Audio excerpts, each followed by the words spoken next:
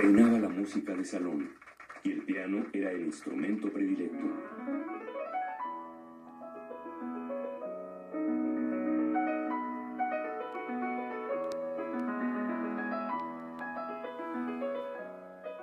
Cada familia de las clases medias y altas tuvo cuando menos un pianista capaz de animar la velada con esa música sencilla, la música de salón.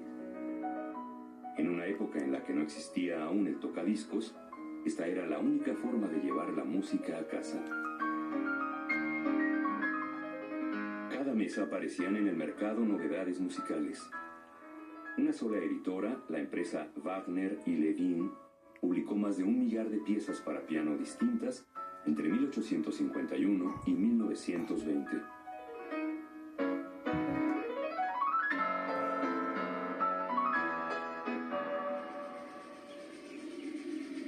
En los primeros días de octubre de 1906, el joven pianista y compositor Ricardo Castro regresaba a México de su viaje triunfal por Europa. A la estación de Buenavista acudieron a recibirlo en calidad de héroe de la patria sus colegas los músicos, sus alumnos y un nutrido grupo de admiradores. Castro estudió en París con la gran Teresa Carreño. Se presentó en la prestigiada Salle Erard, y algunos dicen que vivió un intenso episodio sentimental con la compositora francesa Cécile Chaminade. Además, recorrió Italia, Austria, Bélgica y Alemania, y volvió con una buena colección de nuevas partituras.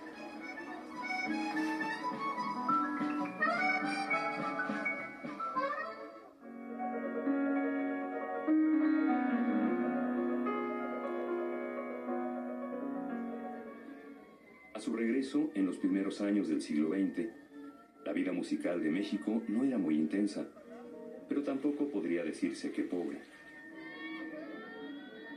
Gran parte de la actividad se desarrollaba en los teatros, y el público se repartía, dependiendo de sus gustos y la capacidad de los bolsillos, entre la ópera y la zarzuela. En aquel entonces comenzaron a sonar los nombres de las tiples María Conesa y Pastora Imperio, y el de la mundialmente aclamada contralto mexicana Fanny Anitúa.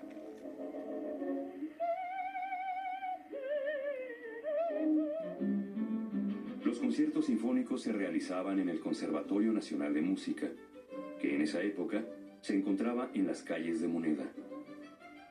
Carlos J. Meneses, considerado el primer director de orquesta del México moderno, había sido el gran impulsor del género, con el apoyo de 2 funcionarios del gobierno de Porfirio Díaz, Justo Sierra y José Yves Limantour.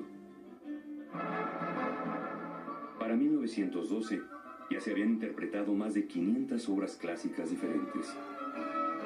Entre las muchas primicias que escuchó el público mexicano de ese tiempo, se encontraban las 9 sinfonías de Beethoven.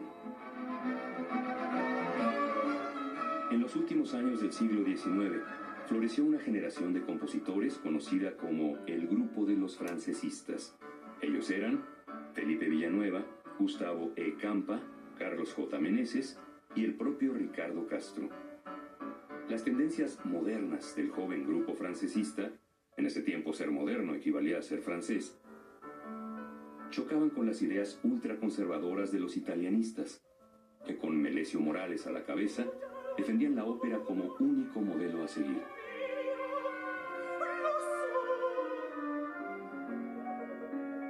En 1901, poco después del exitoso estreno de su ópera Atzimba en el Teatro Renacimiento, don Rafael Reyes Espíndola, director del periódico El Imparcial y gran admirador de Ricardo Castro, llevó a cabo una de las primeras y más eficaces campañas de publicidad que se hubiera dado a ningún artista mexicano.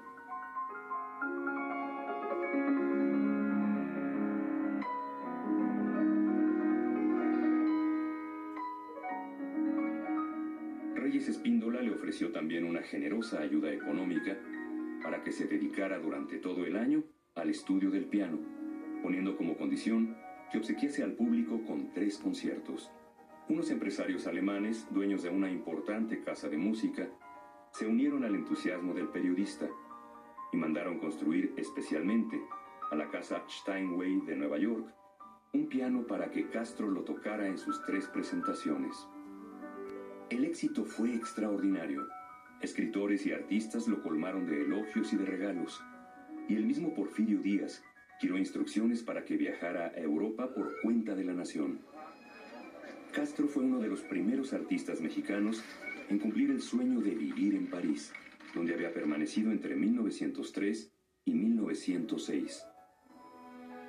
Al llegar a México, asistió al estreno de su segunda ópera, La leyenda de Rudel, en el Teatro Arbeu, y poco tiempo después fue nombrado director del Conservatorio Nacional. Castro volvió a presentarse ante el público mexicano en la noche de gala organizada en el Teatro del Conservatorio para celebrar las bodas de plata del presidente Díaz y su esposa Carmelita Romero Rubio.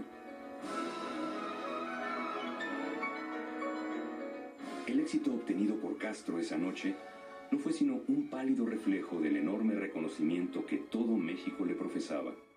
En él se cifraban las esperanzas de lograr la necesaria renovación del quehacer musical del país.